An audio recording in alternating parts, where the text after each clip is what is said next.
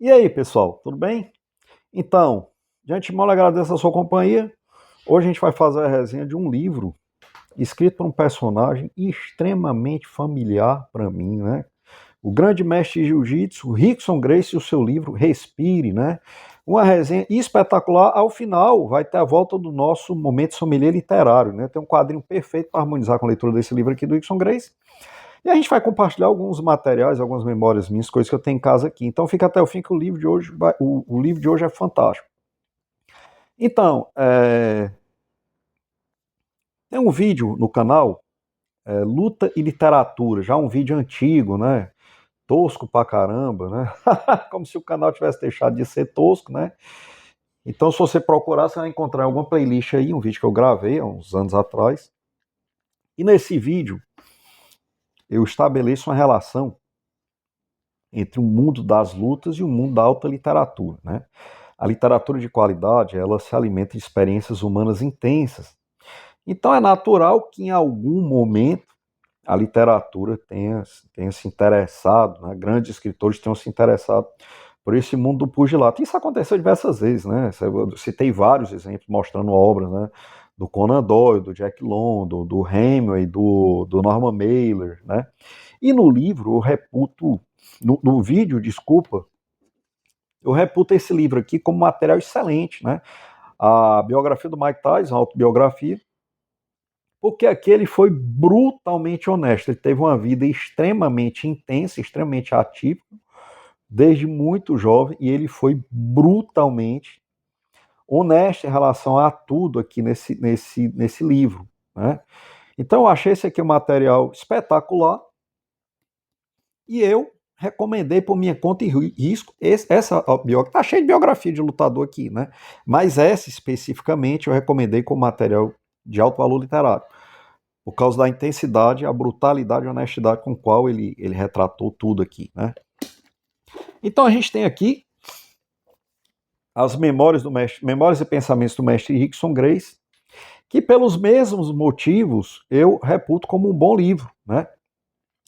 Principalmente para quem gosta do assunto. Não é um livro de luta, é um livro de vida, né? A vida dele, as memórias dele, os pensamentos dele, uma vida extremamente intensa, né? O cara com 16 anos já está subindo ao ringue para lutar com um monstro muito mais pesado que ele.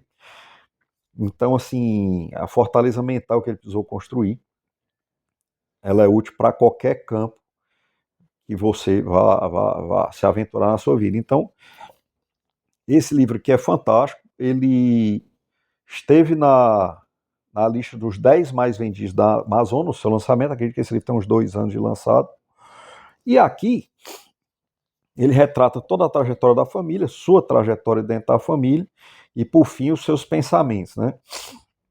Então a família Gracie, para quem não conhece, é uma família de lutadores brasileiros, né? No começo do século passado, o seu patriarca Gastão Gracie, que morava em Belém, no Pará, ele ajudou o assentamento de uma colônia de imigrantes japoneses. E um grande lutador japonês, o Mitsui Maeda, conhecido como Conde Koma, o ensinou o jiu-jitsu japonês. Só que esse era um conhecimento que já estava morrendo, né? Não tinha sido passado, não tinha sido repassado, esse conhecimento já estava morrendo. Tanto que se extinguiu no Japão, os japoneses vieram reaprender jiu-jitsu com os brasileiros, né? E ele ensinou aos filhos do Gastão Gracie o pacote inicial de golpes do jiu-jitsu, né? Logo depois, por questões econômicas, a família se mudaria para o Rio de Janeiro e, na falta de outro ofício, os filhos do Gastão se estabeleceram como professores de jiu-jitsu no Rio de Janeiro, com destaque para o Carlos Gracie, né, que era o patriarca na época. E seus irmãos, e todos ensinavam e começaram a se envolver com lutas, com desafios, né, contra outros lutadores, sempre se saindo vencedores. E um dos seus irmãos, o mais magrinho, mais fraquinho fisicamente, o Hélio Gracie, foi o que mais se destacou, né? Ele adaptou. Eles transformaram o jiu-jitsu básico num verdadeiro sistema, né? Um sistema de luta que foi se envolvendo em grandes desafios. Esses desafios foram escalando, foram se transformando em grandes eventos esportivos, com ampla cobertura da imprensa carioca na época, né? E eles se tornaram celebridades no Rio Antigo. E o sistema Gracie de jiu-jitsu sempre saía vencedor, né? E basicamente em que consiste esse sistema? Né? Não é só um sistema de luta, é um sistema de desenvolvimento pessoal fantástico. Mas na parte de luta em si, ele consiste basicamente em seguinte: a gente pode definir da seguinte forma. Você encurta a distância através de um time, leva o adversário para o chão. No chão, o adversário não teria, em tese, alavanca para lhe causar danos maiores com traumatismo, né? A não ser com as pernas, né? Ele ainda pode lhe dar um chute que pode nocautear mesmo no chão. Então você, uma vez no chão, você tem que vencer as pernas do adversário e progredir em relação à cabeça e os membros superiores, tentando aplicar, uma vez consolidadas as posições de domínio, você tenta aplicar uma torção ou um estrangulamento. Torção, no caso, os membros superiores e inferiores, estrangulamento, no caso, o pescoço. Né? Então, esse sistema se mostrou extremamente eficiente, porque enfrentavam capoeiristas extremamente habilidosos, lutadores de luta livre. Só quando levava para o chão, você matava toda a alavancagem que o adversário tinha para ele causar um estrago. Né? Então, eles foram impondo esse sistema e fizeram mais absoluto sucesso. E os patriarcas, o Hélio e o Carlos principalmente, tiveram muitos filhos, né? O Hélio, o Carlos. E esses filhos foram criados todos juntos, né? O Carlos se casou de novo, o Hélio ajudou a criar os filhos do Carlos.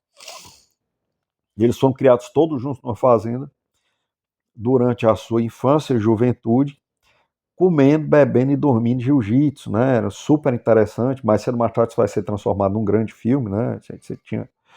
Cara, a casa era cercada de tatames, né, uma casa de fazenda grande, então eles acordavam no tatame, dormiam no tatame. Só que eram muitos filhos, né, e na época o jiu-jitsu não tinha um hype que tem hoje, e acabou que não tinha espaço para todo mundo se estabelecer como professor no Rio de Janeiro.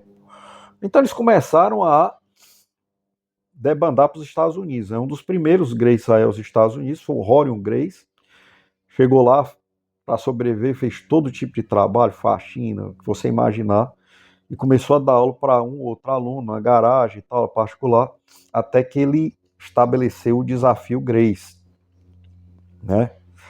Era o mesmo desafio Grace que o Hélio Grace tinha lançado no Rio de Janeiro, no meados do século XX, que era um desafio para qualquer luta, qualquer um, qualquer lugar, independente de desafio de peso.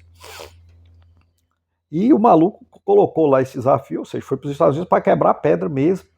E ele foi muito desafiado. A rotina normal deles na academia era a gente chegar, desafiar e eles lutarem. E tudo isso está amplamente gravado em vídeo. Aí tem vários vídeos caseiros, né, com aquela qualidade VHS aí no YouTube. Se você procurar, você vai achar.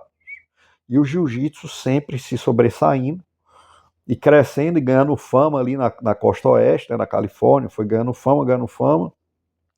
Até que ele foi convidado por empresários, produtor de cinema, para montar um grande evento, que foi o UFC, né?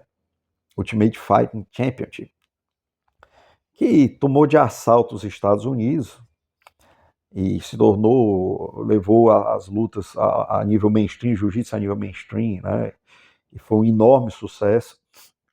Só que ele não conseguiu manter o evento porque começou a ter muitas batalhas judiciais, né? O boxe tinha muitas relações lá e o boxe viu no UFC um concorrente muito sério e começou a aparecer problemas jurídicos, um atrás do outro, até que eles finalmente venderam, né?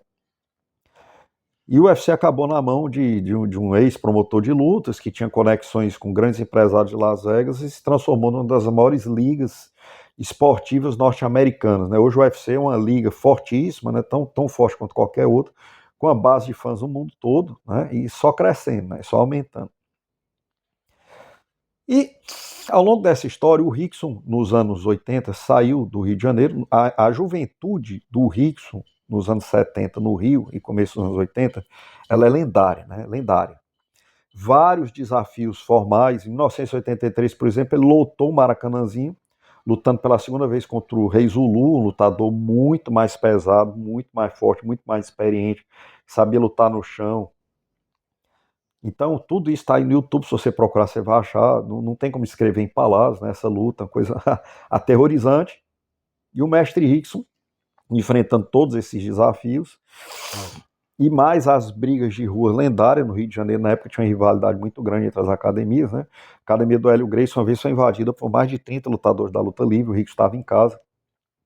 O pai dele chamou ele para vir para lutar, eles fizeram um acerto lá que ia lutar só os dois, ele, o líder do coisa lá, ele ganhou, do Hugo Duarte, né? Hoje todos são amigos, graças a Deus. Mas essas lutas são lendárias, né? Com as figuras proeminentes da época lá no Rio. Mas ele acabou indo para os Estados Unidos se encontrar com o Rony, né? Uma vez nos Estados Unidos, ele foi antes do estabelecimento do UFC, mas o Rony preferiu colocar o Royce para lutar, né? E o Rickson estava exatamente já não era tão novo, né? Já tinha bem mais de 30 anos. A janela de um lutador de idade para ele lutar não é tão grande assim. Então, inclusive no livro ele revela várias mágoas que ele tem em relação ao Rorion, que o Rorion o impediu de lutar nos Estados Unidos no auge da carreira dele. Tá tudo colocado no livro aqui. Já o Rorion alega que se ele colocasse o Rickson para lutar, o Rickson era muito mais forte, mais atlético. O jiu-jitsu não ia ser tão convincente, então ele preferiu colocar o mais magrinho, mais fraquinho, assim como seu pai e o Grace tinham sido. E acabou que funcionou muito bem, né? O Royce foi muito mais convincente, mostra a eficácia do jiu-jitsu do que o Rickson. Não que o Royce fosse melhor que o Rickson. O Rickson era o melhor, incontestavelmente, lutador da família na época. Mas o Royce era mais frágil fisicamente, digamos assim. Então, o crédito foi mais para o sistema do que para o lutador. Então, não podendo lutar nos Estados Unidos, o Rickson começou a fechar contratos e lutar no Japão. Começou a dar aula na Costa Leste e lutar no Japão. E no Japão ele se tornou rapidamente, os primeiros eventos de Vale Tudo no Japão, ele simplesmente venceu com muita facilidade e se tornou um ídolo assim, com um crescimento estratosférico. Se vacilar, ele é mais famoso no Japão do que aqui no Brasil. E logo os japoneses criaram um mega evento de MMA com uma bolsa altíssima só para ele lutar no final, que era o Pride, né? O Pride foi o maior evento de Vale Tudo do mundo, maior que o UFC, se tornou muito maior que o UFC durante os anos 90 e 2000, né? Finalzinho dos anos 90 e começo dos anos 2000, ao longo dos anos 2000, o Pride era maior que o UFC e o Pride foi criado por Rickson lutar, né? Então a gente tem lutas memoráveis do Rickson no Pride, né? Principalmente a que me impressionou bastante foi contra o Funak, cara, tem tudo no YouTube, digo mais uma vez. Funak é um lutador muito mais jovem, peso pesado, né? Versado em luta no chão também. E o Rickson teve a infelicidade logo no início da luta ter a sua retina deslocada, né? Uma lesão muito séria, né? Então o seu olho virou uma laranja logo no começo da luta. Mesmo assim ele manteve a tranquilidade e com a calma incrível, ele com o time perfeito, ele colocou o Funak no chão e finalizou. Né? Essa luta para mim foi uma coisa assim incrível. Ele já tinha 41 anos. Então, logo depois desse Pride, se encerra a carreira do Rickson como lutador, né? Ele não anunciou oficialmente, mas ele tinha família estabelecida nos Estados Unidos, a esposa Kim, as filhas e dois filhos homens, o Kron e o Roxon Grace. E o Roxon, logo depois desse Pride, em 2001, o Roxon viria a falecer de forma trágica, extremamente precoce. Isso abalou o mestre Rickson Grace de uma forma absurda. Né? Está todo descrito aqui, todo o processo dele de dor e superação do luto está aqui nesse livro. Né? E ele achou melhor, já tinha 41 anos, encerrou a carreira de lutador, né? E colou para dar assistência à família. Né? O seu segundo filho, o Kron, que na época se interessava mais por skate do que por jiu-jitsu, começou a focar completamente no jiu-jitsu, sob a tutela do pai, e se tornou um grande lutador. Foi campeão mundial de jiu-jitsu de kimono várias vezes e foi campeão do ADCC na categoria, que é o campeonato máximo dos lutadores de luta agarrada, né? É um campeonato sem kimono, né? Então o Kron se destacou, iniciou a carreira no MMA, mas depois interrompeu, né? Mas está estabelecido como um dos grandes professores de jiu-jitsu da costa oeste americana, né? Está estabelecido na Califórnia. Acho que era Califórnia, ou ele se mudou para o Colorado, algo assim, não sei bem. Mas aqui fala a trajetória do Kron também em relação ao Rickson. E então ele abre o coração em relação a todas essas dores sobre a perda do filho, a mágoa com o Rorion, né? as suas falhas como marido, as suas falhas como pai, as suas falhas como homem, né? Nos anos 70 ele se envolveu com drogas ilícitas, tudo isso está colocado no livro aqui de forma extremamente honesta, né? Suas falhas como marido também, que acabaram levando ao divórcio, né? Tudo que ele ganhou na sua janela de lutador, que foi o grosso do dinheiro, ele deixou para a mulher, para a família, segundo o livro. Se divorciou, voltou para o Rio de Janeiro, ficou indo e voltando, arranjou outra companheira e passou a viver dos seus seminários, né, dos livros, das aulas que ele dava. Então, na segunda parte do livro é muito interessante, não só na segunda parte, ao longo do livro todo ele vai nos expor nos seus pensamentos, né, as suas lições. E o jiu-jitsu, ele não é uma doutrina oral, né? O jiu-jitsu é uma doutrina que você aprende as coisas na prática, né? Você aprende as coisas fazendo, sofrendo. E com as coisas da vida também, a impressão que dá é que ele pegava as lições do jiu-jitsu e levava para a vida, né? E ao expor suas falhas, a impressão que dá é que em nenhum momento ele está se desculpando ou se lamentando. Ele apenas agiu em prol da verdade, né? Ele optou por. Hoje ele tem 64 anos. Ele optou por navegar através da velhice com a vida íntegra, né? Com a vida verdadeira, completamente zerado, né? E eu entendo isso muito bem. E o Mestre X foi um modelo para mim na minha juventude, né? Por vários fatores, principalmente a luta. E agora ele está em outra fase da vida, eu também já não sou mais um garoto. Poderia não ser mais um modelo, mas continua sendo, né? Várias das abordagens do Rickson para essa última fase da vida dele, eu acho extremamente úteis para mim também, né? Então, é um livro, uma leitura leve, uma leitura fácil, o livro é fino, com 2 sentadas você lê esse livro aqui, e é um livro fantástico, eu não poderia deixar de recomendar mais, né? Eu gostei muito de ler esse livro. O canal não é de luta, é um canal de literatura, mas da mesma forma que eu recomendei esse aqui, eu recomendo esse aqui também, né? E o que mais que eu tenho a dizer aqui, né? Já vai chegar o nosso momento de sommelier literário. Eu queria compartilhar um tesouro que eu tenho aqui, desde que eu tinha uns 18 ou 19 anos de idade, que eu tenho aqui em casa. Isso aqui é um livro sobre a vida do grande mestre Hélio Gracie, né? Um jornalista chamado José Amado. O grande mestre Hélio Gracie, como eu disse, é o pai do Rickson Gracie, né? E aqui você vê a assinatura do velhinho, né? Então, um dos meus professores ao longo da vida, ele foi casado com a filha do Hélio Gracie, conseguiu esse livro para mim quando eu tinha 18 anos, eu guardo com muito carinho aqui na minha biblioteca. Então, chegando ao nosso momento sommelier literário, o quadrinho perfeito para se harmonizar com a história do Rickson Gracie não poderia ser outro, senão um quadrinho de samurai, né? O Rickson é muito mais famoso no Japão do que no Brasil, e lá no Japão eles associam muito a sua imagem com a imagem do samurai, como se fosse mesmo um samurai moderno. E como o Rickson, na minha opinião, é o maior lutador de todos os tempos, o quadrinho de samurai não poderia ser outro, senão o maior quadrinho de samurai de todos os tempos, o Lobo Solitário de Kazuko Kigosei Kojima, né? A história de um samurai que era oficial do Shogun, executor oficial do Shogun, tem seu nome arruinado através de uma armação dos inimigos Yagyu, e o Shogun ordena que ele morra, né? Que ele pratique o suicídio ritual seppuku.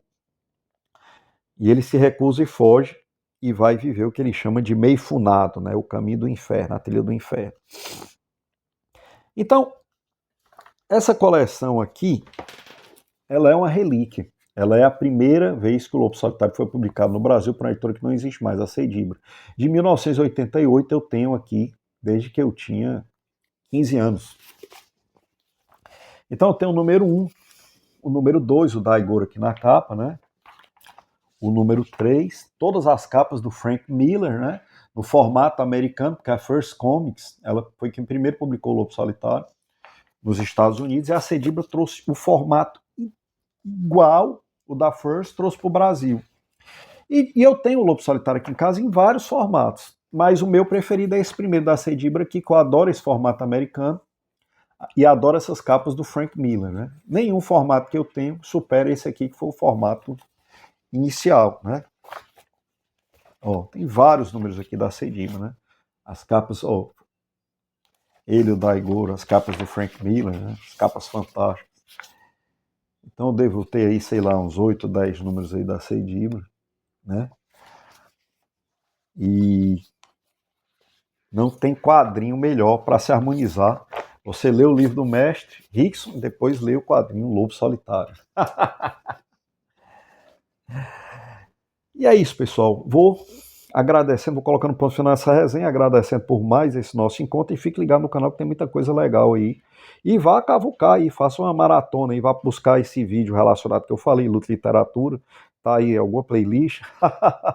E é isso, pessoal. Muito obrigado e fique ligado aí que a gente tá postando muita coisa bacana esses dias.